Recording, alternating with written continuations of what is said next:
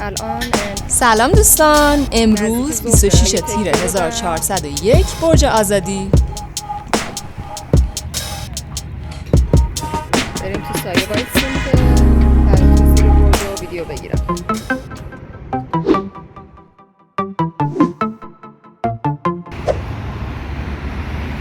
برج آزادی که قبلا به نام برج شهیات شناخته میشد، بنای تاریخی واقع در میدان آزادی تهرانه. یکی از دیدنی‌های تهرانه که ورودی غربی شهر رو مشخص میکنه و بخشی از مجموعه فرهنگی آزادیه که شامل یک موزه زیرزمینی هم میشه.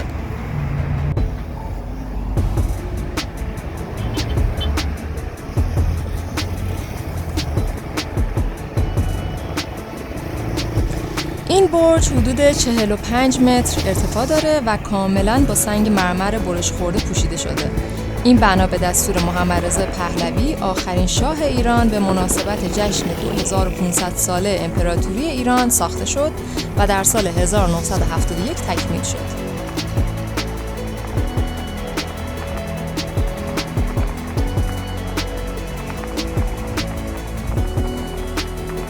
بعد از برنده شدن در یک مسابقه، معمار حسین امانت وظیفه طراحی برج رو بر عهده گرفت. ایده های او مبتنی بر معماری کلاسیک و پس کلاسیک ایرانی، تأثیرات مردمی بر هنر در دهه 1960 بعد از انقلاب سفید بود.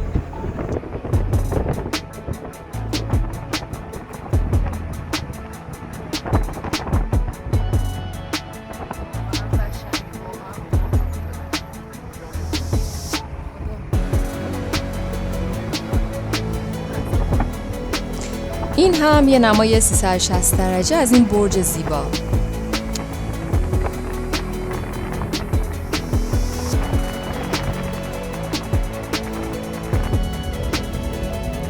او خطشو فقط ببینید، قشنگه. برج آزادی تهران.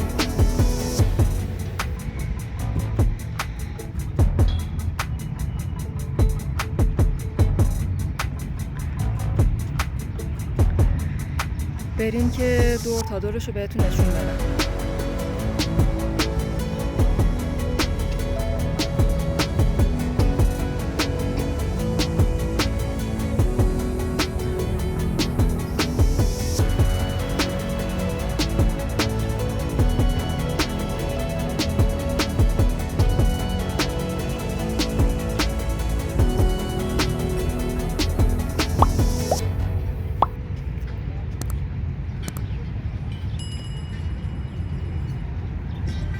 هر کسی میاد ایران و تهران، به نظرم حتما باید به برج آزادی سر بزنه.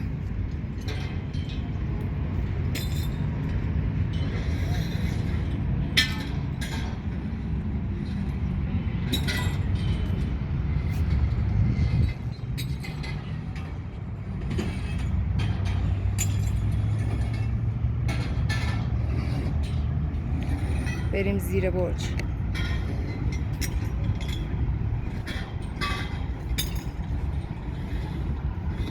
الان نزدیک ظهره، واسه همین تعداد کمتری از آدم اومدن اینجا. شب اینجا خیلی شلوغ میشه معمولا.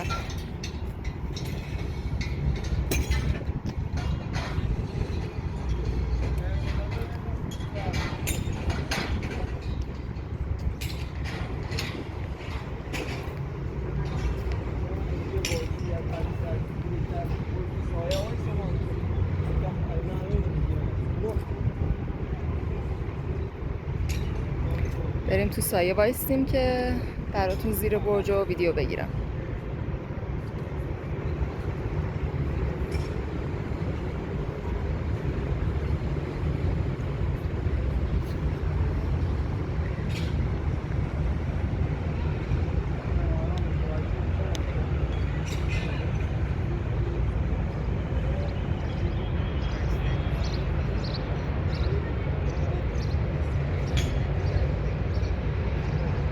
رنگشو ببینید، فوق‌العاده است.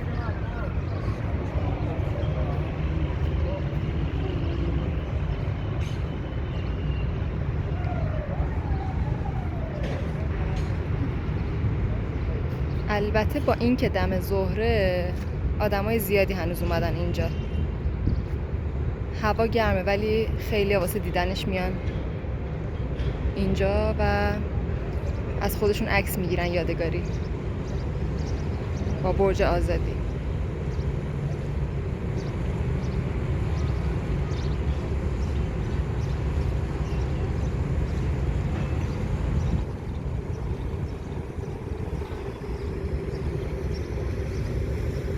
ببینین دارن عکس میگیرن و آدمایی هم که تو سایه تکیه دادن چون سایه های اینجا خوبه، خنکه و از سایه بودنش استفاده میکنن.